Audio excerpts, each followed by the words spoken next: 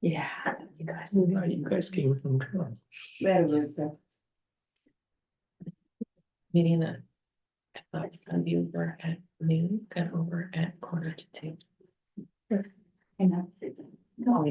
well, welcome everyone. I'd like to welcome you to this meeting of council for May 15th, 2024. We're starting about 6:00 p.m. And I'd like to read this live streaming notice. Today's meeting is being streamed live on the Town of Annapolis Royal YouTube channel. So to those present in the gallery today, by attending a public meeting of the council, you are consenting to having your image, voice, and comments recorded. Anyone who is invited to speak will be recorded, and their voice, image, and comments will form part of the live stream.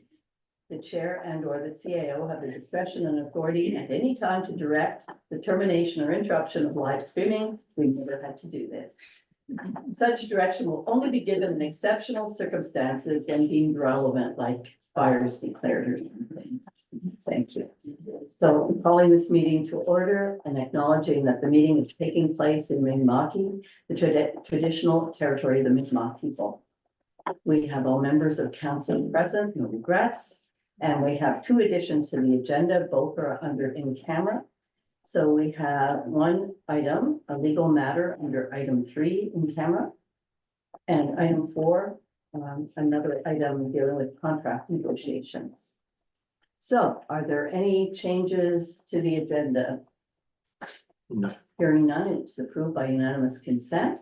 Are there any changes to the minutes of council April 17th, 2024? No. Hearing none, approved by unanimous consent. Are there any changes to the public hearing minutes of April 17th, 2024? Hearing none, approved by unanimous consent. Therefore, we can move on to more exciting things like presentations. And we have two. The first is Save Our Old Forests from the SOOF Association. So welcome, and who's leading your? Thank you. Thank you. You have the floor. Thank you very much. My name is Laura Bright and I'm the treasurer and secretary for the Rural Forest Association. We are a not-for-profit registered with the Registry of Joint Stocks here in Annapolis County.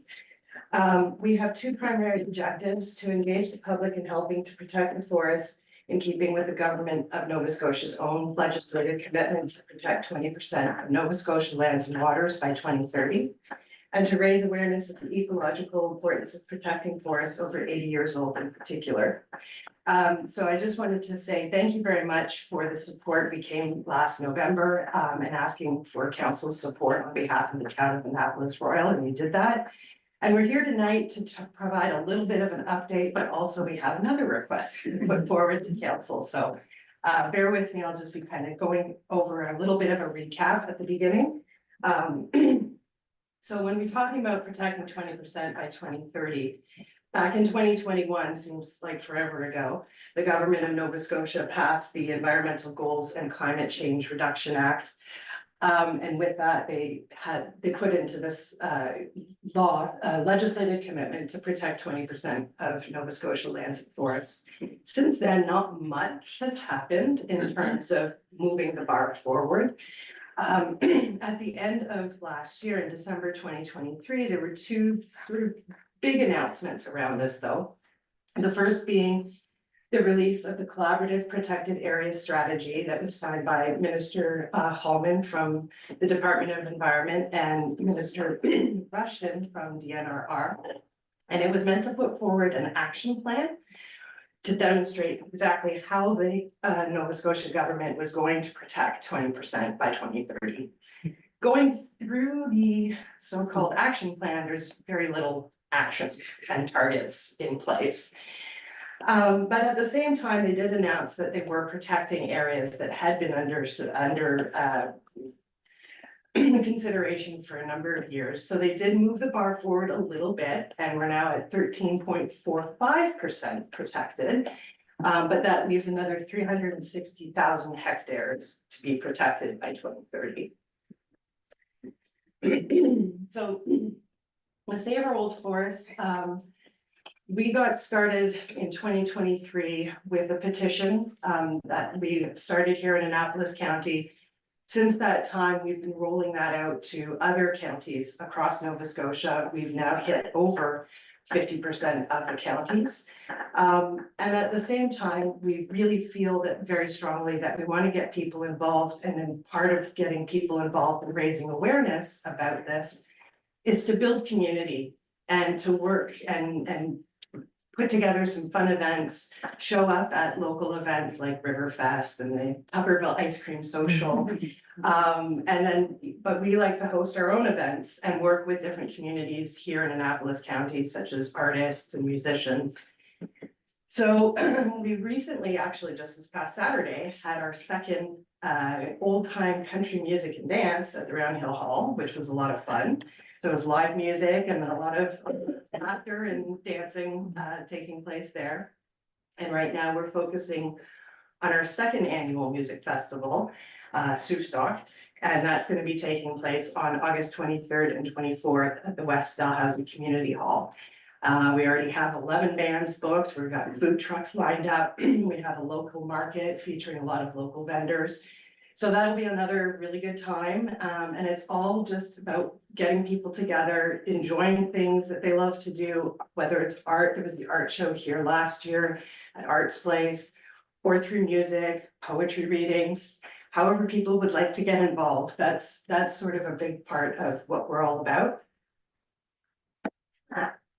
In addition to that, we've also been working very closely with the citizen scientists of Southwest Nova Scotia, which is a informal group. A number of them are here tonight. And they're just keen amateur naturalists that have a real passion for protecting forests and going for lichen hunts. And that actually brings us why we're here tonight. Is the Save-Our Old Forests campaign is trying to find areas within each of the counties. We have 2 here in Annapolis County that deserve to be protected, to stop harvesting from taking place in those areas. And with the help of the citizen scientists of Southwest Nova Scotia, we've identified 2 potential areas that we would like to share with you tonight. But just as a refresher, in the last 20 years, Annapolis County has seen significant forest cover loss. There's virtually very little of Annapolis County that hasn't been touched. Obviously, the one at the bottom is Kedzie, so you're not gonna really lose a lot of forest cover there. And the Cloud Lake Wilderness area in the upper right. And then these 2 areas that we have circled on the map are the 2 areas of interest that we think and feel deserve to be protected. So the top right circle is Bealsbrook Wilderness Area. And the one sort of more in the center is Goldsmith Lake Wilderness Area. So we decided to launch another petition, which we have with us tonight. We launched it in January, and this petition is specifically asking the government of Nova Scotia to designate for protection those 2 areas, Bealsbrook and Goldsmith Lake Wilderness areas. And while that process is underway, to put a moratorium on any further industrial activities in both of those areas, because they are still both under threat. That petition, we are collecting signatures up until September 15th. So we're going to be continuing to get those as many signatures as we can. They are in physical locations around Annapolis County, and specifically here, thanks to Karen for working her magic. They're at the Mad Hatter, Sissibu, the Red Onion Market, and Arch and Co. So they are around town, and please do sign them if you see them. But why are these areas so interesting and deserving of protection? Well, the Bealsbrook Wilderness area, what we're proposing, it's a little bit difficult to see on the screen, but the orange map is sort of the boundary of it. Protecting that area would protect 3,500 hectares of Annapolis County Crown land that is still potentially, the harvest plans have never been revoked. But it would also actually create a link and a wildlife corridor to the Cloud Lakes Wilderness area right across Highway 10. So that would expand that area and give creatures like the mainland moose, because it is moose country. And there have been moose sightings there and evidence of moose. It's a little hard to see, but there is a photo of a moose that was captured on trail cam having a munch. I see it. Beals, Yeah, too. Beals Meadow. And it's a great area of relatively intact old forest over 80, not old growth, because that is protected under the old growth policy, but older forests that could become old growth if left well enough alone. And it is a habitat for a lot of species at risk, in particular the black foam lichen, the frosted glass whisker lichen, and a number of other species at risk, birds such as the eastern wood pewee, and chimney swifts. So that is the one area that we have submitted a proposal to the Nova Scotia Department to ask them to protect that proposal went in November of 2022, and outside of getting a receipt that they got it, we haven't heard anything. The second area of interest for us is the Goldsmith Lake Wilderness area. This would actually protect 3,900 hectares around Goldsmith Lake and around Corbett Lake, just outside of Bridgetown. It would protect the headwaters of the Round Hill River and Tupper Brook. It does actually have two areas, originally just two areas of recognized old growth right on the lake. Actually, the work of the citizen scientists, they've gone out and done their due diligence and being on the ground and have identified other areas of potential old growth. And those two more have been confirmed by DNRR as a result of the work of those hardy citizens. And it too is a habitat for species at risk. This map is slightly out of date because this is as at the end of April. So where it says 57 confirmed occurrences of species at risk, not 57 different types, we're actually now at 62. So even just in the few short weeks since we updated this map, and it's hard to keep it up to date because of all the good work that the citizen scientists are doing. And despite showing all of these occurrences of species at risk and finding actual old growth recognized by DNRR, they didn't remove the harvest plans. They removed portions of them because of the buffers, which are the little circles that you see on the map, but they didn't actually remove the plans themselves. So it is still under threat. Which is why we are here tonight. And we're asking the town and the council and the mayor, if you would please consider writing another letter, but this time in support of our request to the government of Nova Scotia to designate for protection these two wilderness areas. That both proposals have been submitted and have been received, and the work that the citizen scientists are doing, we're going to be updating the Goldsmith Lake Wilderness area to bring them up to speed on all of the findings that we've had. So that is our request to council, and thank you for your time, and I'll take any questions. I was trying to keep it to 10 minutes. You did good. You got a lot of information. From members of council, do you have questions? Any questions for you? Of the two areas, Beal Lake, Goldsmith Lake and Beal Brook? Bealsbrook, Beals Brook. Are they publicly owned or privately owned? their crown land. The Crown land? Yeah. Okay. And would you say that they're significant for Annapolis County, but looking at the broader province, would these be considered significant areas provincially or just here Yes. locally? Yes, they would be. It's very unusual to have old growth that you can actually go and walk into. And now with some of the more recent discoveries of those areas, we are going to be taking some folks into Goldsmith Lake Wilderness area on Saturday for a medicinal plant walk. But we did one last year and we actually stumbled across, we thought we were going to be pretty sure we were going to be going into an area of old growth, and we did discover some pretty magnificent examples of some. So that in itself is very unique, especially in an area where, as you saw in the previous slides, we've lost a lot of forest coverage in Annapolis County. Yes. Other questions? Go ahead, Holly. I was just wondering, are you taking your request to the county as well? Good. Yes, we haven't gotten on the agenda for that one yet, but our plan is to, and we are doing a similar presentation next week in Middleton. I was gonna ask them, good. So the neat thing for like folks in this town is that it is so close, right? Like Mm. it's, Oh, yeah. it is in the county and not in, but for people who live in Annapolis Rural, you can go along West Dalhousie Road and There it hike is. in there, right? Like it's. And it's a beautiful lake for kayaking, canoeing, fishing. It's a real special spot. Yeah. So I think the last petition went to the Environment Committee. Yeah, but this is just a request to support their applications. We're not sure if it needs to go back to EAC. I think we can just do it at this I don't level think it does. here. I think we just Move it forward. move it forward. So let's have a motion.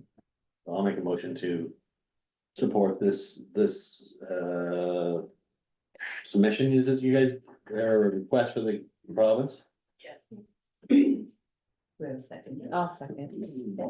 And I just want to say before we make a motion and move it, thank you for all the hard work you've done. Yes. Significant amount of work, and thank you.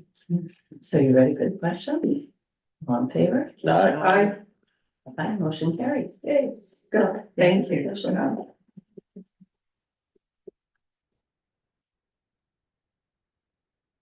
that was the first exciting presentation. Now we have a second presentation, and I believe Michael is here. I am. Paul. I'm Phone sorry. call. Sorry, thinking like. Oh, okay. So So you're Paul, the. we're talking to Michael a minute.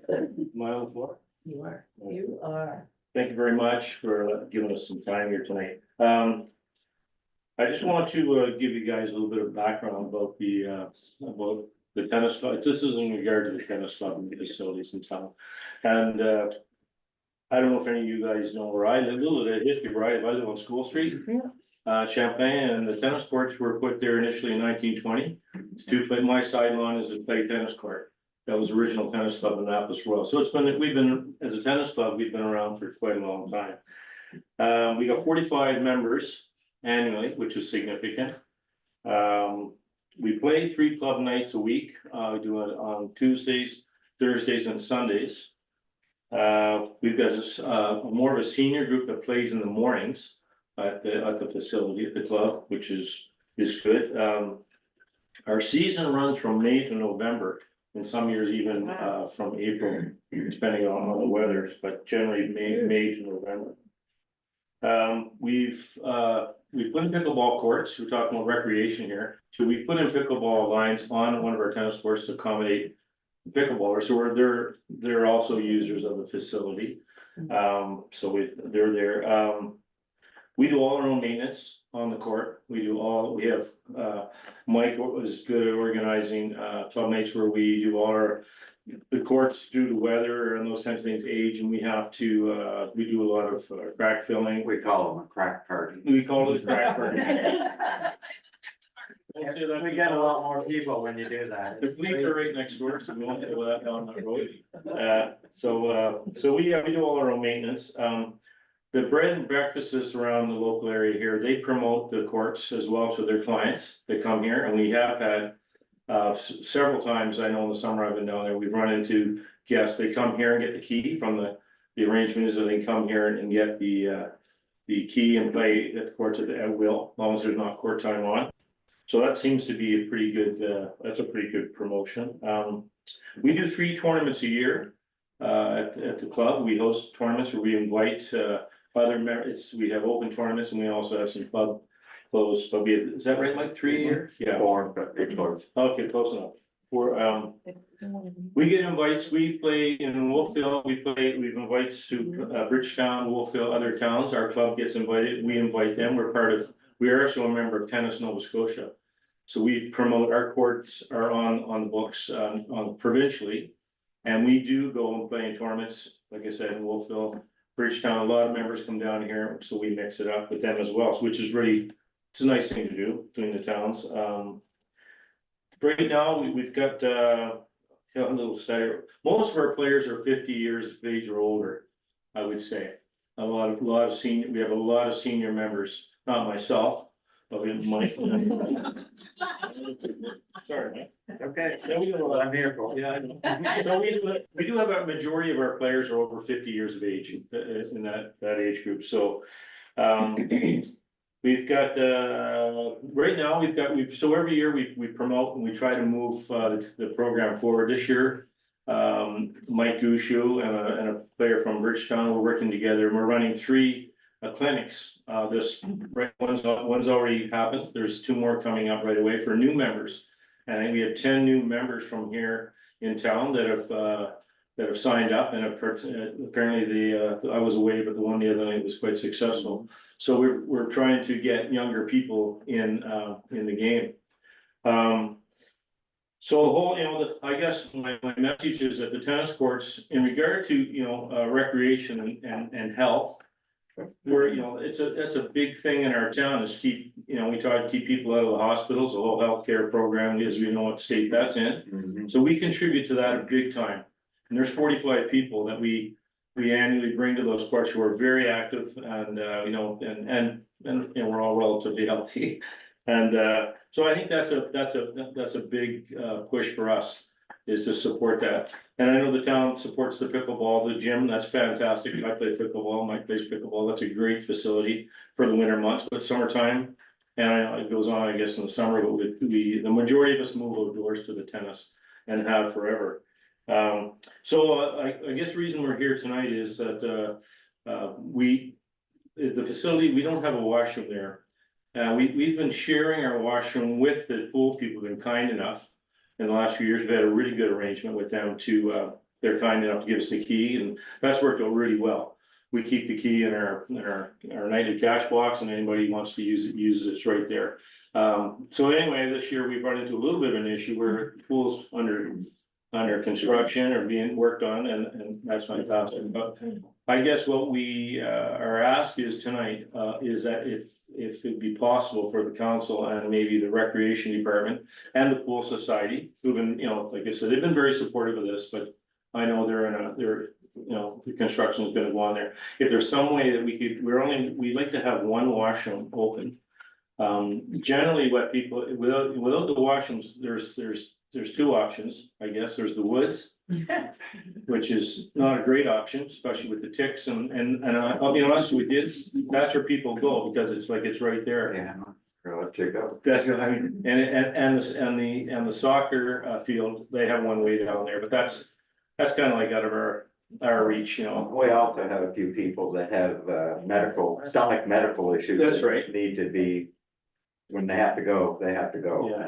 And same with the older women, nothing personal, but It's convenient, I don't see any older women here.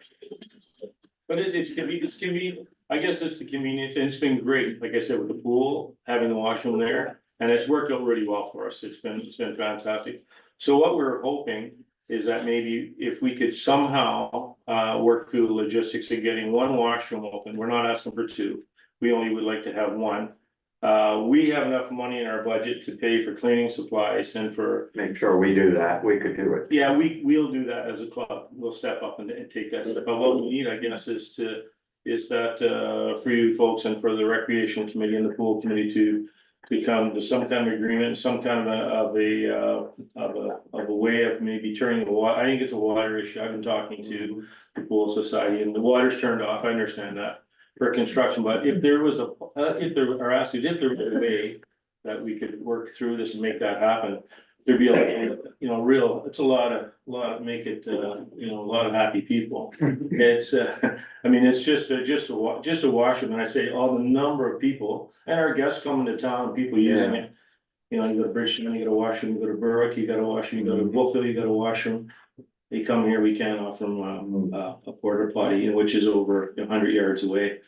Or more, and then, on weekends, there are tournaments around, kids are, so anyway, I guess that's our ask of the council, is that maybe you guys could get together with the recreation committee and the pool. people and come up with some kind of a solution for us for the summer season. I Plus, guess, the people that are working on the pool this summer will. yeah, we'll need a facility too. Facility to go to Yeah, the wash so- rather than way down the soccer field. So anyway, it's an important thing to have a washroom facility. We'll open it up to council for questions. Okay, yeah, Who sure. wants to start? I have some questions, I have quite a few questions actually. Okay. So what's the structure of the tennis club? Is it registered as a non-for-profit? Do you have a board of directors? No, well, we have, Registration fees? yeah, Okay. Mike can speak.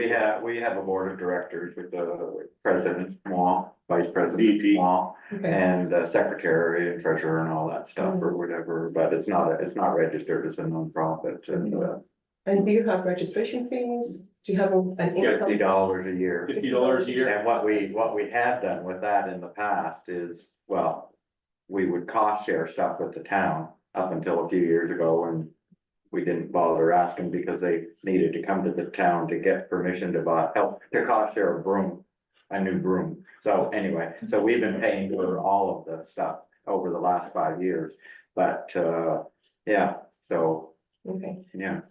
So the soccer club, I know that they, through the registration of the families and young players, they have a porta potty every year that they pay for and they position it just at the bus loop. So it's between the school and the soccer field, so it's right there, which is relatively close to the tennis courts. And I think that, I don't know, have you reached out to the soccer club to ask if you could use the porta potty? The other issue is that, I don't know if you're familiar with our facility, but there's a grass area. Yeah. And that grass area is really, really wet and Yeah. slippery. It's got springs in it. I mean, it's really wet. If you hit a ball over there, anybody goes in there, come out with wet feet. Right. So the whole idea of people going, what people will always do inevitably, they'll take the shortest route, right? Especially if they're in a hurry.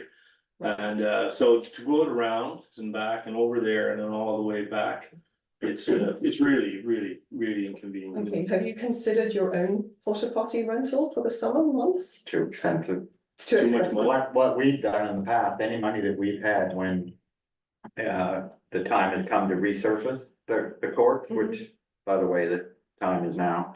But I think they're hoping to do it next year or Noah's, anyway. We would, whatever money we had left in our pot got thrown into the resurfacing.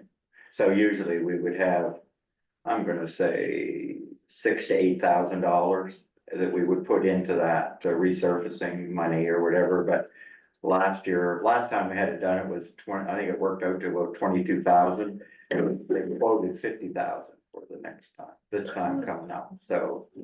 And we've replaced nets as well. We do, We have yeah. to replace our nets. Yeah, and the club paid for all We of paid those for nets, which were. Questions from other members of council? We'll come back to you. Yeah, no, mine is, you asked great questions, Paula, thanks. I'm just wondering about the Natal Day tournament. Are you guys doing that this year? No, the board, last year, actually, they opted not to, do tournaments on long weekends. Too many things. Yeah. Yeah, and we were getting really poor turnouts for tournaments, and we were Right. wondering why that was, and we thought, well, maybe it's because it's a long weekend, so Busy. anyway, we're Okay. testing that theory out, but, Okay. yeah. Other members of council? Or come back to, all right, floor is yours again, Paul. Okay, so how many times have you been to one of the pool meetings? Because they meet every month never- and presented your Right. ask at that meeting. He's just talked to. I just talked to Anna Andy Kate, across the fence. We haven't done anything official. no. And Anna Kate replied to you, I think that that was a board decision. Their decision. Pardon? It was the pool society's. Right, the decision. pool society, the Right. board of directors for the pool Mhm. decided that they wouldn't open the pool this That's year to the tennis courts. For valid reasons. Well, I'm not sure how valid. the Yeah, we reasons are. didn't support the. Storage, they said they needed was- both storage was washrooms for storage, Yeah, well, there's yeah. a ton of storage in those change rooms, Mm-hmm. so. Any issues that they raise can be fixed. Yeah. That's what I'm saying. It's not impossible to fix. It's a small fix, small bathroom. I understand. Mhm. I just Yeah. think that this isn't really a council's decision, it's the society's The decision. council owns the pool. Right, but the pool operates the facility based on Yeah. the lease, and I think that The reasons yes, it's storage, because they can't store anything in the pump house for fire regulation reasons, because there's chemicals in there and equipment. So all of the roof storage is used to absolute maximum capacity. Because every item of equipment that's on the outside of the building is stored in there. So it is jammed packed, it's stored very tightly. It's a construction zone this summer because they've got a company coming in to put the pool liner in. So they really don't want to have members of the public going in when the pool is closed for the summer. It was a difficult decision to make, and the pool runs their own Right. facility. And I think there was a matter of insurance. And there was insurance as well, liability Insurance was a coverage. big issue. Mhm. Okay. Yeah, I understand that. All of our club times are not work times, Monday or Wednesday, Their evenings. Tuesday and Thursday evenings and Sunday afternoon, so a work schedule. And I was thinking about talking to the council that possibly like that storage issue, I understand that logistically, but maybe the town could have a place or find a place. That some of that stuff could be taken, I'm talking, it's one room. And making it viable for us to use that bathroom, like, we don't want the whole building, the whole facility, we just want in the door. The right one with a washroom. And So tennis courts typically qualify for grants. Has there been any consideration to grant No. for resurfacing?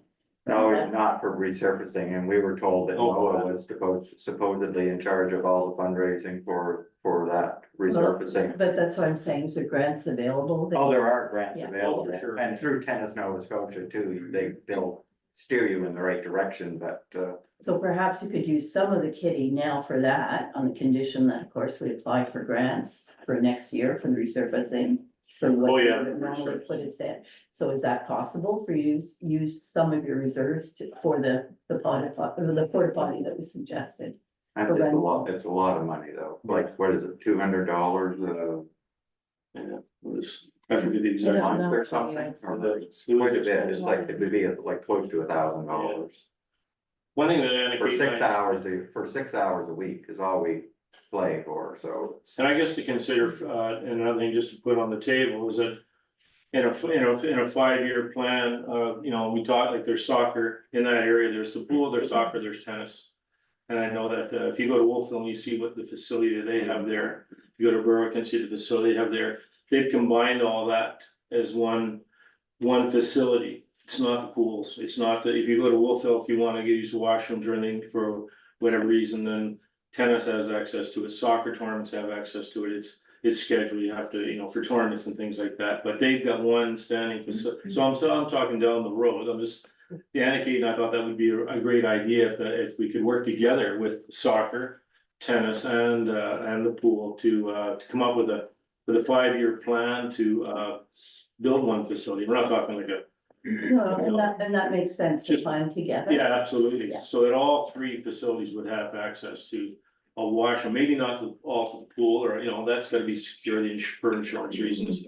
But maybe a separate washroom that could And be, something could be possible down the road, but the pool society was hit with this, that they have to deal with. yes, And right, they're all volunteers. Yeah.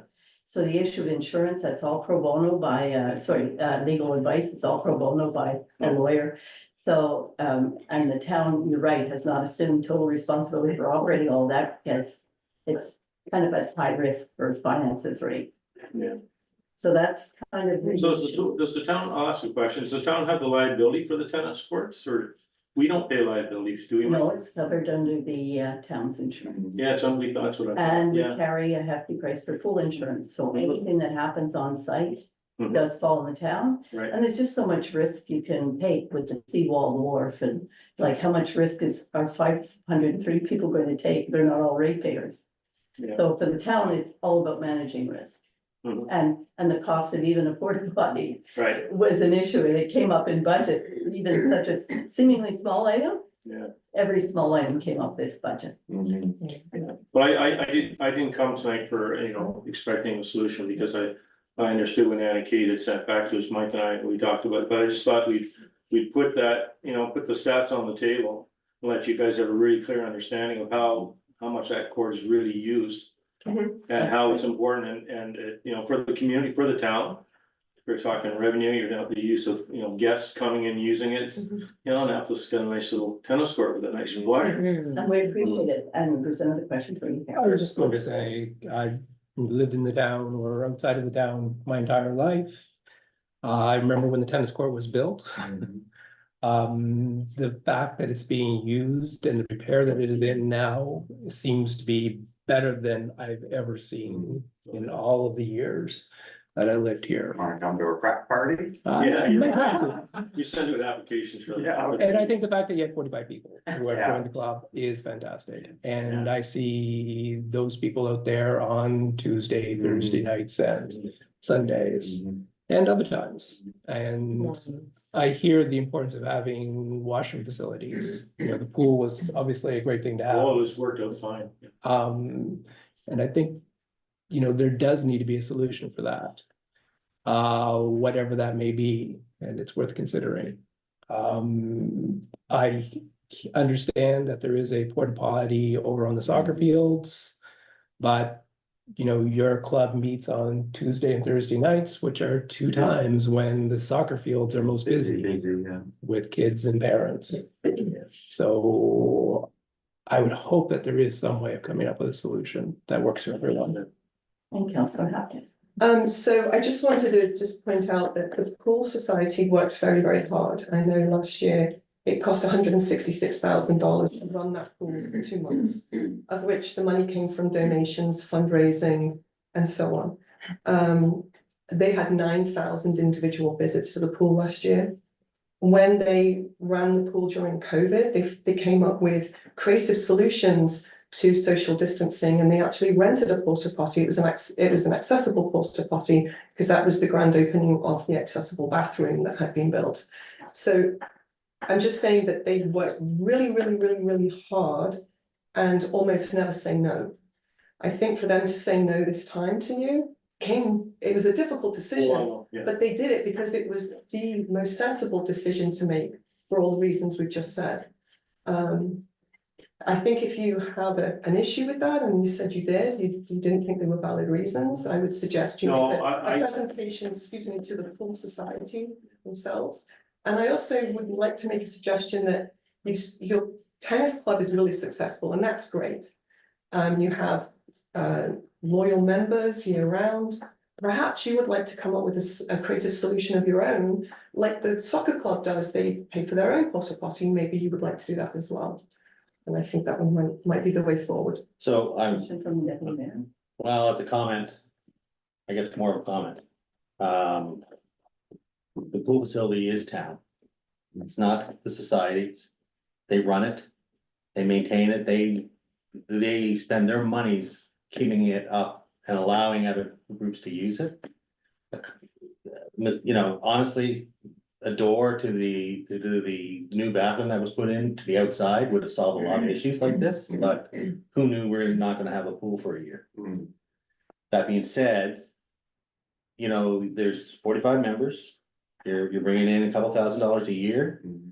If you open up a portion of that facility, there's the cost of the water, there's cost of the cleaning, there's cost of the materials to do it. It's not gonna be free. So I don't know what the porta potty cost would be, but I think, for us to consider something like opening up one portion of that facility, we'd have to have our cleaners do it. They would have to come in on a regular basis, whether you guys are using it or not. Right. So that you're gonna have costs associated with them doing that. Now, the insurance side of it, the facility is covered by us anyways, whether it's open or closed. And if you have adults going onto the platform, I heard the comments from the society and their concerns. But there is one facility there that is basically the new washroom that is not used for storage. It's the main building that's used for storage. So there is somewhat of a workaround, but I wouldn't see us doing it anywhere for free. No, I don't expect it to be done for free, but a porta potty rental for the whole summer is crazy expensive when we're not using it on more than half we're only using it for 6 hours a week. Did you get a quote for that? What is your porta potty quote? It was $200 a day to rent one, just set for a day, but I don't know what the long It's term. not, I don't think it's $200 a day. No, but I'm sure, no, It's a month, I think. yeah, I think. Yeah, they- 200 a month, it would be sensible to me. Okay, So- I'll have the floor and then. Oh, sorry, are you and then, done? Paul. Go ahead. Just a quick Paul question, first, just a yeah. quick question, which is not so much for the presenters, but maybe for Counselor Hep. Thanks for coming. Thank you. I think a valid point is raised that the construction workers at the pool will require washroom facilities. I'm sure that will be part of the requirement of They'll their contract. probably get their own. They'll probably bring it And over. if they're going to get their own porta potty, maybe there could be some agreement reached between the pool society and the tennis club to share. the Right, costs. so Creative, that is yeah, I was thinking that too. very creative. So if we met Usually with the with pool construction. society and we convinced them to let us use it, would you guys say, no, you can't use it? I think if the contractors are using the washroom at the pool, and I don't know what the arrangement's gonna be, but they're doing it during the time that they're working there, so then they're gonna close it and leave the facility Or and the then. water will still be. What if they, like, got a porta? I would think that this construction crew is gonna probably have to have their own porta potty. Yeah, usually I- they do. Yeah, I would say they do, Yeah. because there is some plumbing issues that have been addressed. That is on the worksheet to get fixed this summer. Because some of the plumbing is old, so when the water gets switched on, there's pressure in the system and it blows up some of the fittings. So then we have to have volunteers come in and get that fixed, and then a plumber comes in and oversees everything. So I think that was obviously, that was discussed as well, and some of the, and if you had gone to any of the meetings. you Yeah, could- I just wanna correct it, I said I had the issue, I don't have issues with it, I understand exactly what Anna Kate was stating. And completely, I guess it's not an issue, it's just I was hoping that I was hoping there was a solution. That we could make it, so I understand completely the construction, the usage, and Anna Kate described it very well. And but I do think, I thought, well, there's gotta be a way that we can work through this, somehow. And I've told Anna Kate I'm coming here tonight, she knows we're here. Yeah. I very clearly told her. If I just did a quick math, so you need a porta potty for 6 months, it's $200 a month, 45 people, so that's $26 a year. If every one of your 45 members puts $26 in. That's like yeah, half of our. you have the porta potty Yeah. for 6 months. So, Go ahead. Colleen. Okay, so you guys play for 6 months of the year. What do you do when the pool's closed? So the pool's only opened a few months, so what do you do in November? So we would Go in the woods, Okay, that's what the girls Or do. Neville McGarvey parks down there and the women go behind his. Behind his truck, it's Well- not a very, I wonder why. Nice thing. well, yeah, cause you guys, yeah, you would be playing obviously now and the pool wouldn't be open. And would it be possible, I wrote down, like for the years to come from now on, could the water be turned on the 1st of May? Hmm. So that and then maybe not shut off until the 1st of November or something, so that we can. it's not just a matter of turning the water on, it's having volunteers ready to go in the walkway underneath and in the pump house to get that water switch. It's a big deal to Is it? switch the water on at the pool. But they gotta So switch it much- on at some time, Yeah, that's right. so But why not May 1st as opposed to the end of June? Well, should we talk to all the volunteers then and see if they want to get in there? I don't. it's Well, I not mean, us, it's not that's not a us. that's not us asking, that's No, a it's the valid society. question. That I think we as a council could ask that of the society and have the response come back to the council. It's the same thing with asking the society if they're gonna have a construction crew there. Can you ask the construction crew to see if they're gonna have a porta potty brought in? Yeah, All right, so That would resolve a lot of and issues without we could going back. probably use that, I'm sure. So why don't we list those as further research and Yeah. then get back to See if we everyone? can find out about the porta We'll do that. Yeah. Okay, yeah, and I think the long-term plan is the way to go. Yeah, yeah, long-term that- plan makes sense. Yeah, Things can be done with Absolutely, time. considering all three, sports. Yeah. so we should meet with Anna, Kate and the pool people. Yeah, we can, I'll set up a meeting, Yeah. okay, that'd be easy. Do you guys wanna do that, or do you want council to send out? a No, we request? can do that. No, we'll do That it, sounds we'll really do good. it, yeah, we'll talk to them, yeah. Yeah, we appreciate it. For And sure. thanks to the staff. Yeah, well. Thank you. So is it 45 plus 10? What's that? It will be. You had 10 new ones. We hopefully, The clinics now are for beginners, and we're hoping that some of those beginners that come for the free lessons, we don't charge for them to come. anybody. half of them may join the club. It's a You know. succession. That's our hope. Yeah, that's right.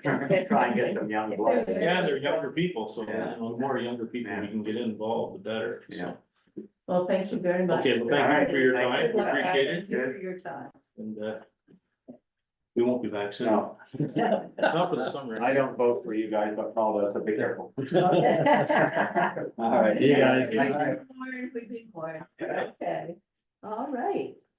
Okay, so that gets us through the presentations.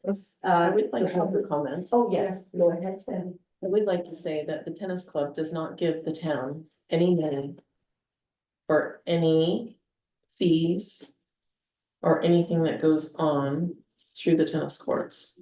Now, in the last, probably when they did that, maybe 7 or 8 years ago, when we did the resurfacing, they did give us money. But out of all of their fees that they collect, so any other program that we do, so for example, the rock climbing wall, we charge them fees to use our facilities. Right. The tennis court has the court at prime times whenever they want. Mhm. They take the times first, and then whatever's left is available to the general public. So that's good background tonight. Yeah. Well, and that goes back to the whole idea of whether they creating a facility up there, there's gotta be some sort of offset. That's a whole big. That's a future plan. Well, it really, it's a door. It's a door going into the new bathroom from the outside that can be locked, Well, and that should be discussed with the whole society. but it's not the pool society's building. It is the town's facility, town buildings. And it's right in the agreement, once they make any adjustments or additions to the pool, then it becomes the property of the town. So, But it does, right now, it's all the volunteers that are doing all the work and managing. well, they do all the cleaning, they do all the supplies, we're not They paying for any of that. handle- Which is a They pay, yeah, different thing, like that is, you know. but it is still a town building, so that This can't is the be lost difference. in the conversation. Right, Yeah, But Correct. the society has taken and does everything. well, Yeah. And then also, we haven't had an issue with the facilities out there before, because it's always been everybody was running. Yeah. But technically, there's, except for the other 4 months when the pool's. and it should, closed and- well, and then the question of that is the shut off to the pool and the shut off to the buildings is two separate shut offs. And then they're investigating, they said they will go do some research, so. Yeah, I think that's good. Yeah. Check out the the construction. thing is as well, though, it's costing $300,000 plus to have that liner put in. And that money is going to, you know, all of the cost, including getting the contractor over here from Ontario. And part of that money will be for the accommodating a washroom facility, whether it's a porta potty or whatever. So again, it's coming out of the pool's pocket to allow the tennis court to use it for free. But the tennis court aren't willing to pay the money themselves and address the issue that they have with their own players, their own tennis members. It's just Well, using somebody else's I- facility without again, contributing. it's what happens in this community over time. Mm. Everybody's a handshake and really a formal agreement it should have been made between the two groups saying if you are gonna use the facility and we're cleaning it. And we're paying for all the material, all the, You gotta give us. you know, stuff to have in there. Mm. Then pay us a lump sum per year. But the other thing as well is going in after hours. So in the past, when the tennis court have had the key, they've gone in after hours and on weekends when it's actually closed and there's no pool staff there. So that's a liability issue, because if something happens at the pool, right, somebody falls in or a piece of equipment breaks, there's no pool staff there to monitor that. So Yeah, we've but had then- good experience I know. with written But that's not- agreements, I I know, like the that needs to suggestion of a change. written agreement. Yeah, So why that's a don't great we idea say, suggest a written agreement added to our to-do for list future. for future consideration, Mhm. get I answers think to it can cover a questions. lot of things that Sandy brought up as well Yeah. and put everything in Yeah, But it's also proper expectation. it's also suggesting to a society how they should run themselves, and that's not what we've done. well, we have a written agreement with the society. Right. And I like the idea of an But- agreement with the. Oh, it's our responsibility as a council and a governance to be able to provide that service.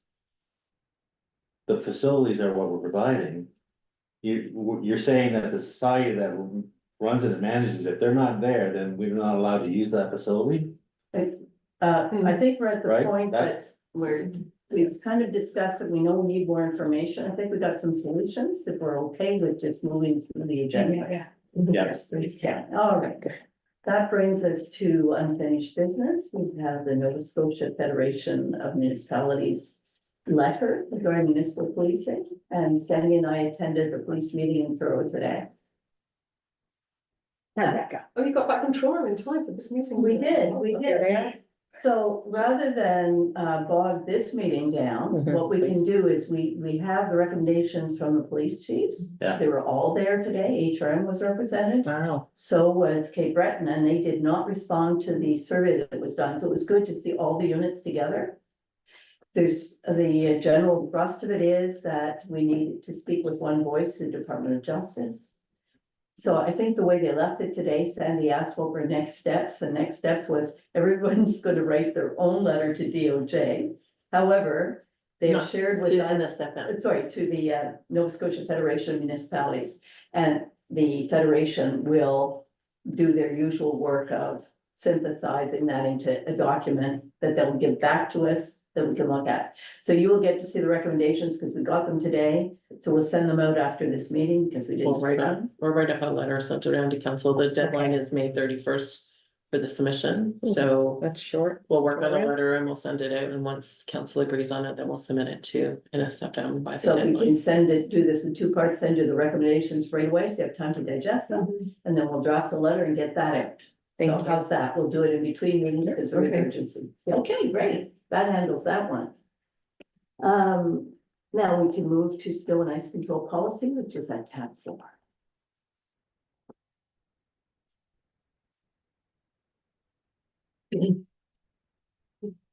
And this was held over from. Yeah, we held over because we weren't at the last meeting. I know, but I was thinking about it last night and I didn't even know if I can even talk on this stuff. Is there a conflict? Even, Oh, the only person can declare a conflict is the you. person themselves. So you had requested that I went to the solicitor, I guess I can hear that. Yeah. right, on the Yeah. information, Mhm. and the solicitor's email is in your package with the recommendations. I thought one of the point of this was to see about town's liability. Because there was some suggestion that perhaps we would be changing the policy to take over responsibility to clear the sidewalks. And before we explored that further, we wanted to go to the solicitor to find out whether or not that was going to give added liability on the part of town. Mhm. And I didn't really see that in his response. I saw how he would improve the policy or the bylaw, but Well, the not. question as to whether it was even enforceable. So he's reassured us on those points that they are both enforceable. But That the was- current policy is enforceable, but we were talking about changing the policy. Yes, well, yes, but there was a statement made that maybe this is not enforceable. So Mhm. before you go changing something, we need to know, are we not, if we're not on solid ground, then we have to change it. Right, But if we're on solid ground, then it's up to council to decide if you wish to change it. So that's why the question was asked. We need to know where If we we are. want to keep the policy as is, it's okay with Yeah, these changes. You have options. yes. You can change it or keep it. Oh, I see, okay. So that takes us back to the discussion we had back in January, February about actually changing the Yeah, policy. changing Yeah, the service okay. level. So these changes would be irrelevant if we decided we wanted to change it. But if one of the reasons for changing is to say you have to because it's not enforceable, No, I thought it was because we were responding to concerns that it was an undue burden on the part of business owners in town to have to clear the sidewalks. that was one point that was made in the other. Because it was only one section of the town that was, Yeah. that others were not, and then we were already doing it anyways. Yes. And now it says that we are not like, they are responsible for it, and that is enforceable. And that's why on page 2. Yeah. The highlighted section that says, however, to facilitate the overall removal of heavy snowfall amounts in the area, the town at times will clear the snow, and it was advised that we would take that out. So are we expanding it to all commercial area? That's not what we did. We only included the solicitor's remarks. So if you wanna change it, you can still change more. All we've done is included the solicitor's remarks to strengthen the case. That it is enforceable. Okay, so it's enforceable. But we're only enforcing it on the section from. Where, the Guardian down to the So end first of all, one is, there's two different policies. So the first one only deals with certain things, right? So the first one is the snow and ice control. That's the policy. That's the policy. And then we've got the bind. So the policy states when it will be cleared. So that we left that as 2 inches, 5 centimeters or less will not be plowed. We did not change that. And the municipal of operations will make the decision and the inspections. And then the priority streets will be done in that order. And then that the town and streets sidewalk bylaw, which it refers to, states that the owners from Civic 324 down to the wharf are responsible for clearing. Which we did not change any of that. And the entrances and all of that, that's all that's in this one. And then the bylaw is separate. Okay. But once again. When would somebody in that section have to clear? After 2 inches, like the town crew would clear on a determination of the property owner? Yeah, and it gives the time and the date and the times, right? So after the snowfall, they have so many hours.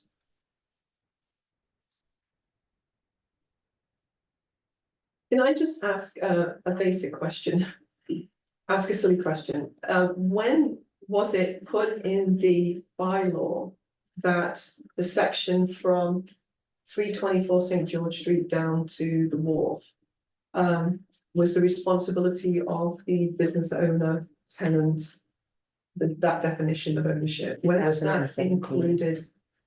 It was in the 2017. I don't know if it was in the one before that Yeah, as okay. well. It might have It's just been in carried for- on. It may have just It's- carried over? Yeah, Okay. that's nothing new that since No. I've been here, so I know for 20 years, Okay, this has been the standard. that's been standard, okay. Whether the standard has been followed or not Yeah, is a different story, but that's what the bylaw says. So this one was 2017 that this one would be replacing, but the one before that probably had the same statement in it. okay. And why do you think it's in the bylaw? Because we didn't have time, staff, so we have to, and. Right, we have 3, well, right now we have 2 public works staff, Okay, Yeah, but that doesn't, so it's a cost saving strategy. wasn't here in 2017, cannot answer. but we have a list of priorities of streets. Yeah. So we have this on this section of St. George, we don't have it on St. Anthony. Right? St. Anthony's the 3rd one on the list. Yeah, but we don't, there's this. The The- business owners in front of that all along St. Anthony don't have this on this. Correct. Anybody They don't above have 324 doesn't have that. That's a business or not a business. Yeah, but most of the businesses on St. Anthony Street have their own parking lots and their own driveways. They don't really have. They that. don't have a store frontage that needs to be cleared, correct? Like, for example, Loose ends. Foodland, Loose Ends, Liquor store. Fairway, the liquor store. You all drive into parking lots, which the commercial owners are responsible to clear for their customers. Whereas the commercial owners on St. George Street don't have that option. They just have the sidewalks in front of their business.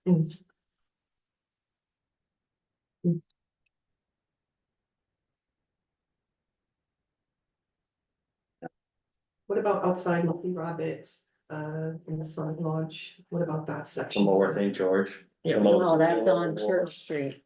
Church Street, that's not part of this policy. But again, like, so, So that- Public Works cleans the sidewalks. And then, like we've done for the last, I don't know how many years, you do that piece from your door to that sidewalk. Right. That is what I have done for 20 years, like they don't clean my steps and you know, there's I've got a big front and I think.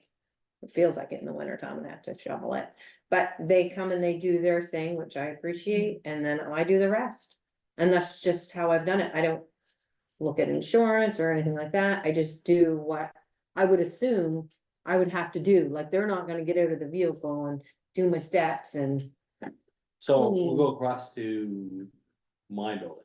okay, or go right across to So the other it's bookstore. closed. Okay, There's no business going on there. I'm the building owner, so I'm the one that has to go down and clear in front, the sidewalk in front of my building. no, That's the rule. well, you have, is. I'm not okay, but the- clearing into my building. I have to clear the sidewalk in front of my building. But Public Works pretty much does the majority of it anyway, But for the it's- walking. It's the owner's responsibility. Public Works, if they have time later in the day, may do it, but it's up to the owner to do that according to the policy. So down my end, I'm not there, Farfetch is not there.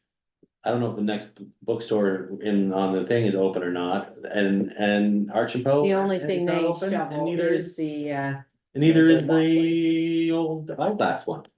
So there's nothing open from my building down. But every property Tell owner me should about be it. going out and digging out the snow along that side. well, see, I guess I do it because I'm open 7 days a week year round, so I'm a different kettle of fish. So I just assume that everyone else should be doing that. And I'm not, you know what I mean, not to say anything I against get that, it. I'm just saying that I'm there. So and trust me, before I open my store at 10 AM, it would be rare that I would have beat Public Works. They have did Yes, their do that part first and then I do mine, But we also but, can't but I can't. do it every 3 or 4 hours continuously. for Right, business yeah, to yeah, open. yeah. Neither of our property owners are gonna go down there. See, every 3 again, I hours. do, so. Yeah, Because they don't have to until the snowfall ends. Right, So this is kind of the thing about this bylaw that kind of I don't know how to fix it. gets my head If you spinning. want to change it, we asked Public Works, what would be the impact on them, what would it cost? Simply. And that seemed to be where we were going back in Yes, February. I thought that's where Yes. this There was a legal request- There opinion. was a request for legal opinion. Yeah, and so now what we is the comment on liability, town's liability? Are we looking at increased liability for the town if we decide that from now on, it will be No. Public Works' responsibility for It clearing? wouldn't be any Um, different than for the other commercial No. properties in town. All the residential parts of the town. So if you want to change it, it seems the impact is on budget. We've just passed a budget. However, it doesn't mean we can't ask Public But Works. I don't think we're asking for them to do any more than what they're doing. Right. Well, the Well, I question think should you be are. asked. I think you are, because if there's so much snow and ice, then you are putting slip and fall increases if you're not keeping your sidewalks clear. For anybody that's going in the store, seniors that are going in the Well, we're bank. not asking the property owners to salt that sidewalks. Yeah, We're asking them to clear the sidewalks, And not salt. salt. yeah. Oh, yes. Oh, yes. Like if you, Harold Because then it Fancy becomes Store there. sets the neighborhood standard. Well, set I up mean, there. And the drugstore And the is very, drugstore, yes. They Like salt to their edge. Yes. They're not salting onto the sidewalk. Cause they're not responsible for that, cause they went through that liability with that slip and fall. Of where it happened and whether it occurred on their property or the town's property. Hmm. And if it's on the town's property, their insurance is not gonna pay, and they're not even gonna go in there. So this is the thing that I have always had concerns about this thing. It's like, why would I go down and salt? I'm not gonna salt it. I'll go down and clear it, but to salt it, I'm putting myself at a huge risk that I'm putting. Did I put enough salt? Did it melt? Did it freeze over? I just so you can't see it. wanna take that off the business owners and put it 100% It should be onto the town. done 100% on every And then sidewalk we add have. extra cleaning, ice, cleaning, salt and time with If you're going downtown, Public Works employees. yeah, I'm not saying And you then have to have- have extra time added into, I mean, they're doing the job anyways, cause they have to do. In front of the lighthouse, they have to do in front of the Erie property, they have to do in front of the public parking by Sinclair. Well, That's so we- all town areas anyway, Yeah. So we in that should area. be able to ask them any impact on budget. I mean, it's something we should know at least. Yeah. If we should That's ask. It definitely is gonna impact your budget. And then you're also gonna get complaints, because if they're focusing on downtown, then Upper St. George Street and all the other areas are gonna lose time. Because we only have one machine. Well, we have two, because we're getting side by side with the blade. Yes, No, We have two machines. well, Ken said we have two. yes, but they all can't do the same thing, right? So there's sections that the blade will be to, If they're doing Big and- it now and they're able to go down and do a sweep through before 10 AM when you open. It's usually 6 a.m., super early, like sleep. But I mean, if they're doing that anyway, if we're not asking them to come back down through and. You know, force them to do it at a different time. no, but you're gonna force them to do it more than once. So they do it at 6 a.m. or whenever they do it, and then That's early. Holly or the business owners are doing it at 8 or 9, 10 o'clock. And then they're gonna have to go down probably again, if it's still continuous snowing, then they're gonna have to go again at noon, and then they'll have to go again at Well, they're gonna 4 have to before anyway, they so. leave. But they don't now. They Well, don't it do would, that it would much. be useful No, to No, have that's the why, director of because we have other operations here. people helping. Yeah, Well, but- it would be useful to have the director of operations in, so that you Yes, I can have guess. your questions answered. But if it's snowing, even according to the rule. None of the property owners have to go out and do it at all while it's still That's continuing right. to snow, We have to wait till the snow finishes. right? So. That's when, Public Works the would have to go do would probably wanna do safety sweeps through as they can. So I'm going to suggest that we I have the agree. director of operations in, you can talk to him directly, Yes. get your questions answered, because it doesn't look like everybody's on the same page. So, are you okay with that? That we I have to am, announce it? yes. I just find it strange because they're always cleared, the sidewalks are cleared, but it must be the liability. I guess, getting to businesses that aren't open, I don't understand, they do it. They do it already. They do it and they salt it and they do a good job, So so why I it's don't gonna impact the understand. budget, because So- they're already doing it. Are we okay with getting Yeah. at least, Yeah, little let's bit- do that. a bit of information, so we Yeah. can make a decision? Are you Okay. okay with that? Yep. All right, Yes, great. please. I think it sounds like we're on the same page. The All four right. of us are on the same page. I don't understand it. and Ken did address some of these issues after we had the public presentation. Yeah. Well, inviting them. well, Ken's the one that submitted these policies to you, Yeah, the way they are today. I think that I agree with Paul. I thought we were getting a legal opinion based on the liability issue. If we were to remove that part of the policy and make it the responsibility of the town to clear those sidewalks on the commercial part of town, what's our liability exposure? I thought that's what we were asking for legal on, No, because we're liable no matter what. right? Okay, I Okay, guess if we'd had that answer back in February, we would have proceeded with changing the I policy think so. because. No, because I that- was asked to find out if the current policies Is it forcible? were enforceable, and that was the question that was There was a taken claim to the that they weren't. solicitor. There was a claim made that they weren't. So that was the first question. So we're going to table both the policy and the bylaw. Okay, great, that gets us past that. And then we go to West Nova Community Leadership Award, which I think everybody's got a copy. Yours might be blurred if anybody. yeah, it is a little, but yeah, no. There it is, It's all online. there it is. Cool. You got all my notes. My So- notes are coming onto my screen. That's creepy. Are they still They're not online? coming on mine. No, mine either. Is this for information only, staff? No, Okay, Don't Okay, well, worry good. about me. don't read that. Oh, Read your handwriting because I can't remember. You can't read it anyway. Okay. So this is a new, a new program, West Nova Community Leadership Award. And I was just wondering if the town would like to submit a name for this award. I just thought, and the first name that came to my mind was Anna Kate Newman for all the work she's done for the pool this year. I would make that recommendation. But I just Yeah, wasn't sure. that's easy. Don't you think? I mean, she has gone, I'm over and above. yeah, those are the words, Incredible. yeah. So Sure. if that's a It recommendation. seems like a brand new award. I thought we should take I- part in I it, love and that. Do you need a motion? yes, please. Do you wanna do it? Paul? I'd love to. It's not on your list. Oh, isn't it? Sorry. I would like to nominate, it's called the West. West Nova Community, okay, I move that council nominates Anne Kate Newman. To be the candidate for the West Nova Community Leadership Award. Go ahead. Second. Ready for the question? All in favor? Motion carried. Thank you both. Okay, request for decision. I'm staying if it shows up. Friends of the Annapolis Pool Society request for pool repair.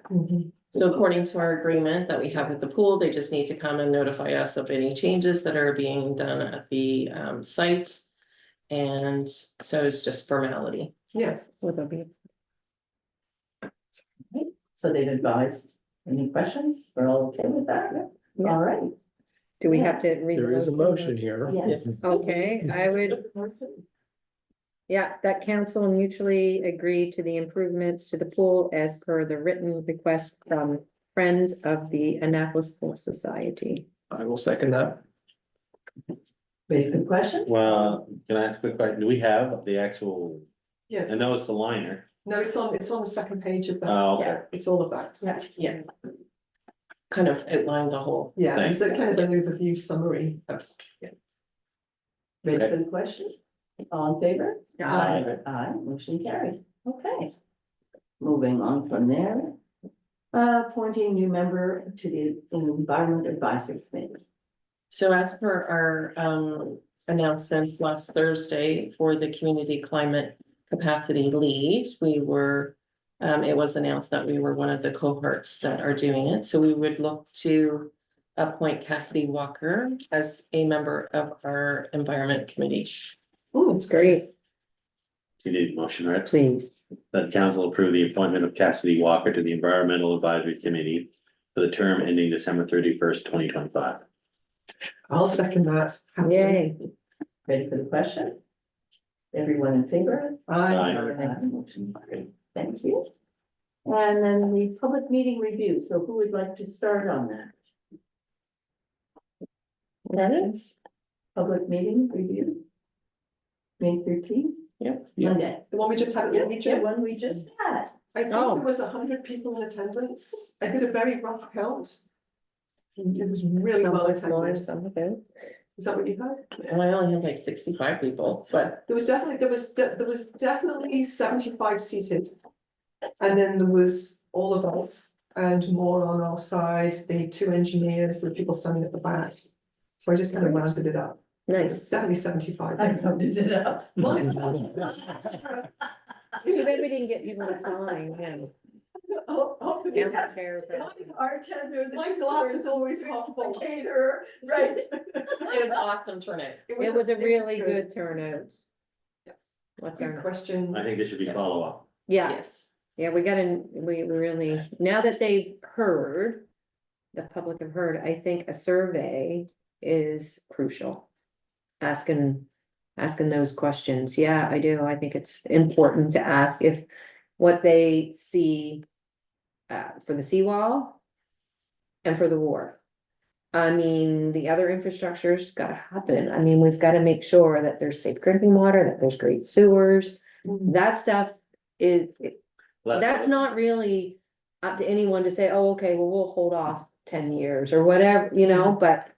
When it comes to something like the seawall with a 1% chance. Of it happening, we really need to know if that's what they want us to do, So and the wharf too. may I respond? Yes, you may. Is that okay? As a council, we're not gonna be making a decision on the seawall or the wharf during our term. It's going to be the next council. Yeah. That'll be making these decisions. And as I see it, the best way of gauging where public opinion stands on these issues, besides having a referendum, would be during the election campaign.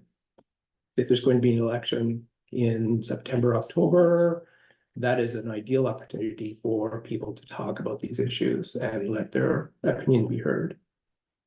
But do you not think it's important to gather data for I them think to it's make, so to important. have on their campaign or I, to as you know, if share? you know, this current council, anyone who intends to run are going to have ample opportunity to read the reports and know those reports themselves. so that they can go to the people and make their case for how they feel, how council should proceed on these issues. Now, as for the meeting itself, as Paula said, extremely well attended, very impressed. I was a little disappointed in the presentations. I felt that they sort of weren't focused enough, shall we say.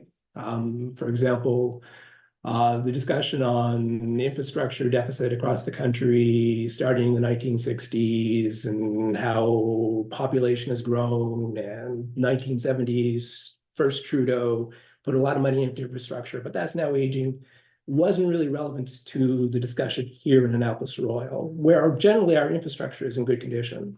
That infrastructure deficit does not really apply to us, in my opinion, and from what I've read and heard here at this table.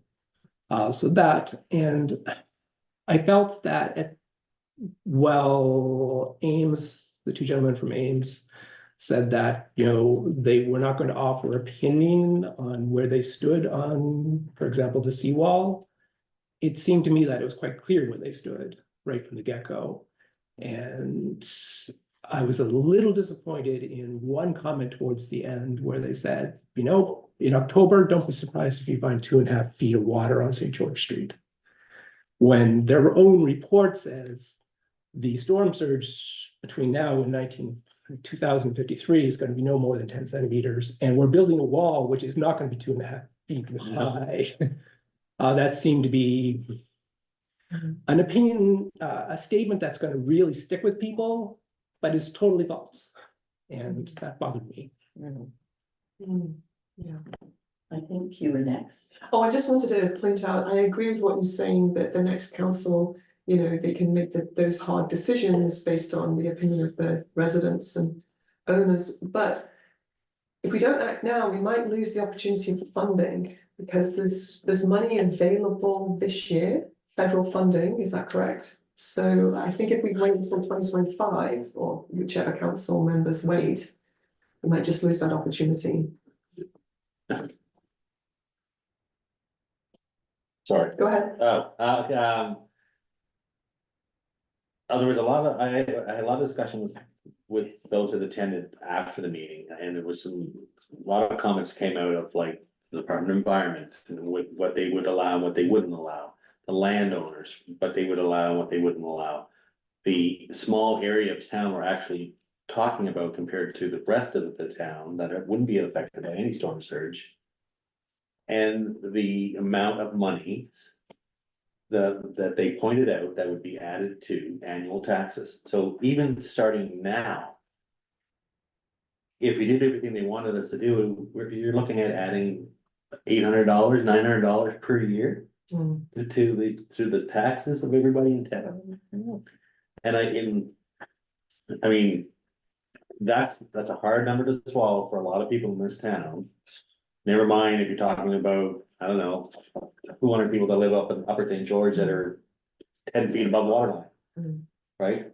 It's, I don't know, Paul made a very good point, like, it's one thing when you're on the campaign to talk about it over and over and over again, say your opinion and what you feel about it, but there's also the actual facts that should be sent out, or we had 70 people, 70 to 100 people. We'll say 70 from town, which is a huge turnout for town residents for an event. But it's still only 1 in 5. Right? So there's still a large number that haven't seen those numbers or that percentages of. And, I don't know about, it'd be nice to do a survey, but it'd be also nice somehow to be able to do some sort of small fact sheet you can send out to somebody. Well, the report's the only report we have, and if you guys don't seem to like the information that's in the report, I don't know what. Well, information I've sent but I you. mean, the first time I saw the actual, this is what it's gonna cost. If you get 40% funding to do these things at these estimated costs. It's gonna cost everybody in the town the $800. Yep. Or it's gonna cost you $500 to do the seawall and another $400 to do the wharf. But I thought it was very interesting to hear that some people were not interested in keeping the ward. Yeah, that was a huge number that, And that's what, you know, the kind of information We I need- think is important to have is, you know, it is the one and only wharf left. Out of the, what, 19 that we had in Annapolis. You know, if there's grant money to save it or do stuff with it, would that make a difference to a taxpayer? If there's no monies available and it's all on their backs, then that would be a different story, right?